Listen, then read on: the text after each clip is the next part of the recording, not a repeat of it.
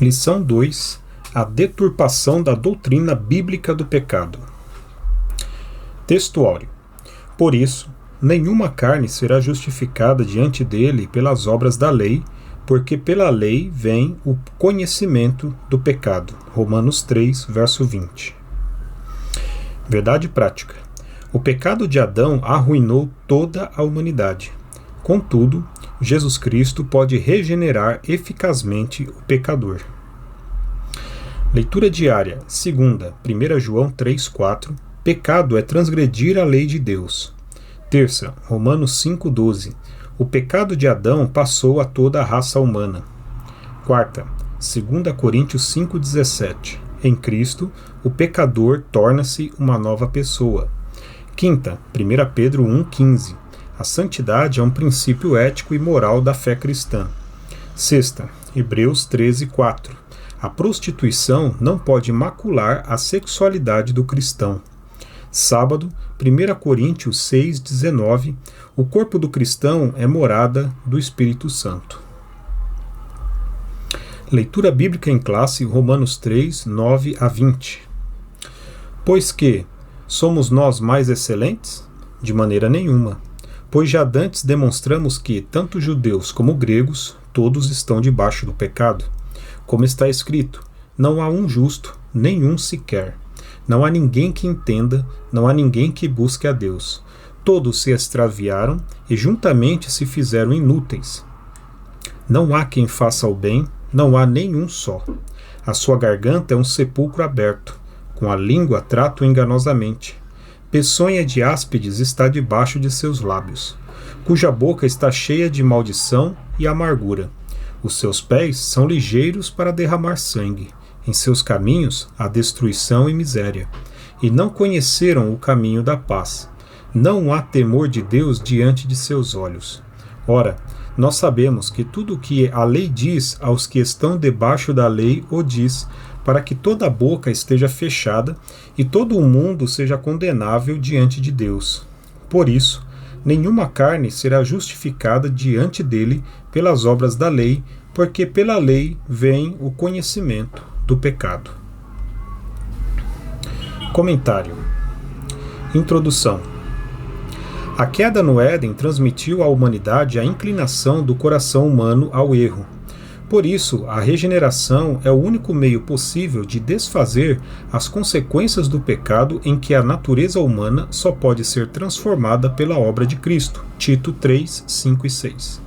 Não obstante, por influência de teologias modernas, a doutrina do pecado vem sendo deturpada e enfraquecida. Esse processo abriu as portas para a normalização do pecado em muitos lugares denominados cristãos. Nesta lição, vamos estudar o perigo dessas teologias para a ortodoxia cristã. Tópico 1. O ensino bíblico da natureza pecaminosa. Ponto 1. Definição de pecado. Dentre os termos para pecado, destacamos o substantivo hebraico chatá, cuja raiz significa errar o alvo, Gênesis 4, 7, e o seu correspondente grego, amartia, que possui conotação de erro moral, 2 Pedro 2, 13 e 14. Assim, a Bíblia define pecado como a transgressão da lei de Deus, 1 João 3, 4. A palavra abrange não apenas errar o alvo, mas deliberadamente acertar o alvo errado. Trata-se de rebelião e desobediência contra Deus e a sua palavra. 1 Samuel 15, 22 e 23.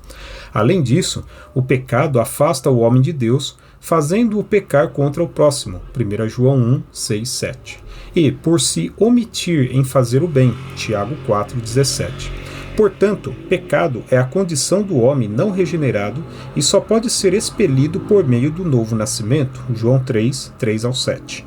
Essa reconciliação do homem com Deus só é possível em Cristo Jesus, 2 Coríntios 5, 19. Ponto 2. A universalidade do pecado.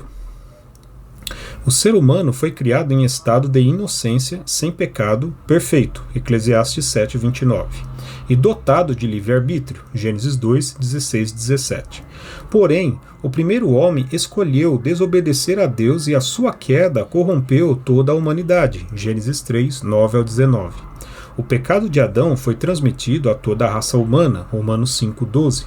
Assim, a partir da queda, todos os seres humanos nascem em pecado, Salmos 51,5.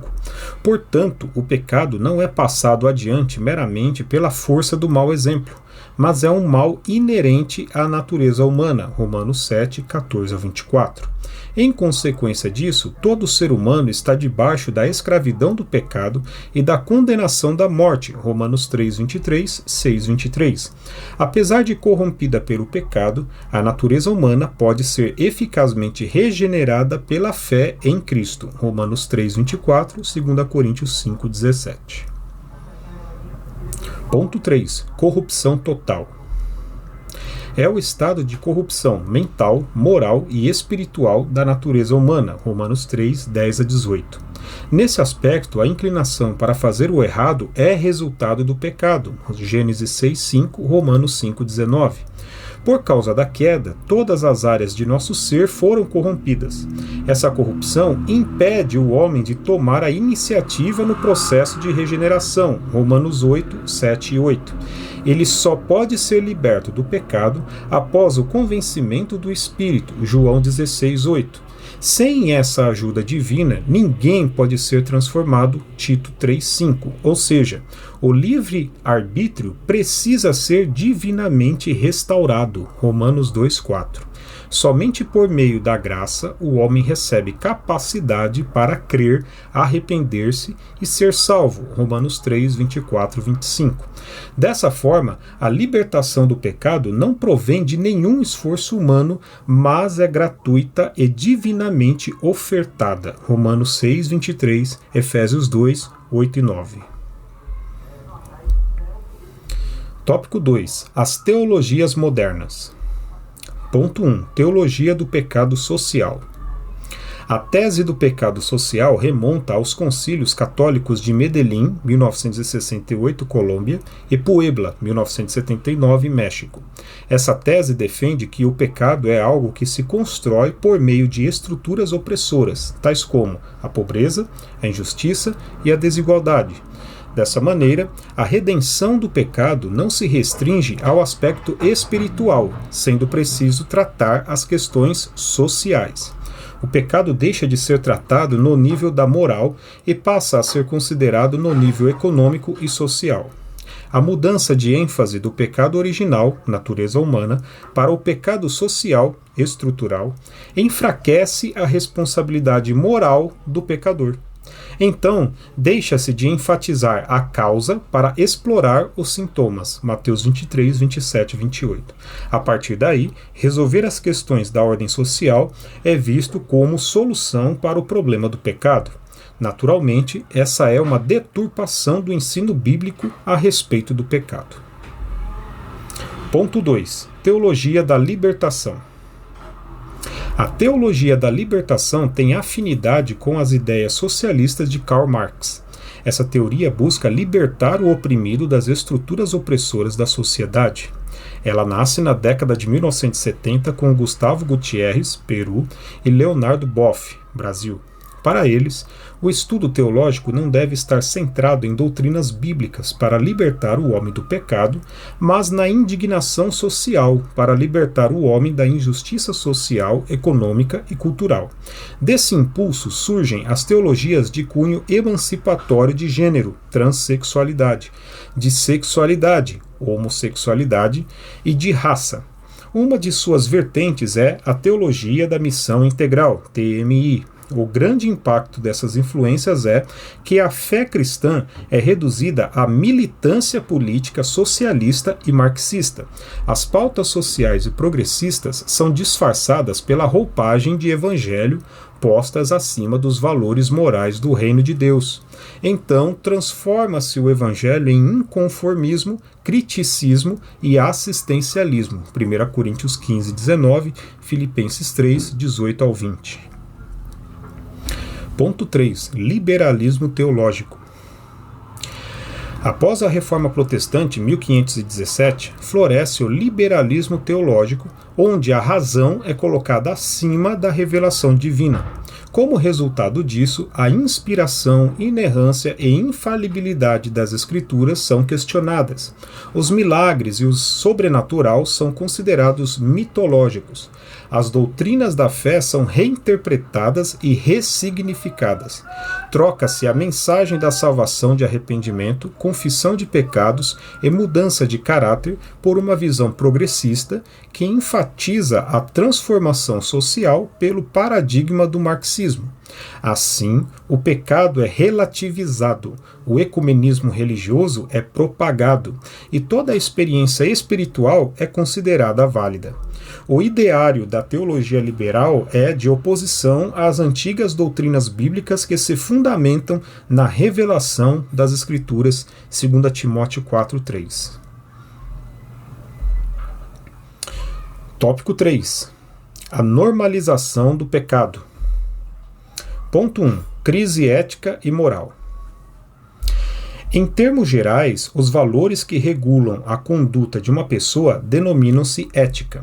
1 Pedro 1,15.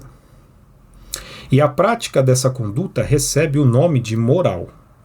Nessa concepção, a obediência aos princípios bíblicos reflete o caráter de um cristão, Romanos 12:2.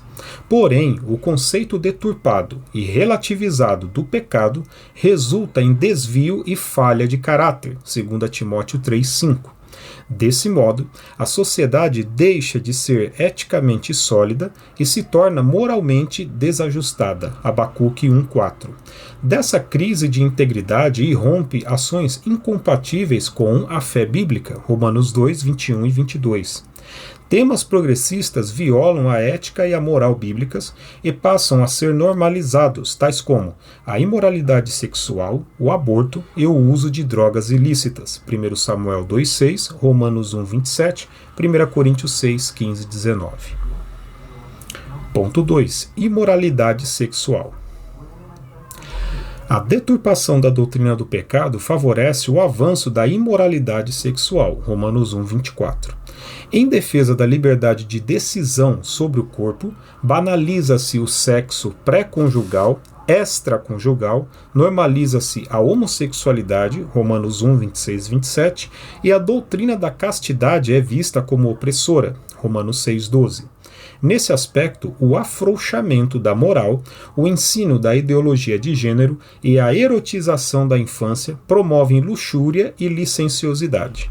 O pecado é tolerado, a família é desconstruída e a doutrina da santidade é negligenciada. Hebreus 13, 4. Ponto 3. A dessacralização da vida. As Escrituras ensinam que a vida humana é sagrada porque tem origem divina. Gênesis 1, 27.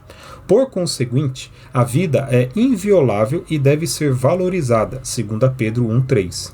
O corpo humano deve ser cuidado, alimentado e preservado, Efésios 5, 29.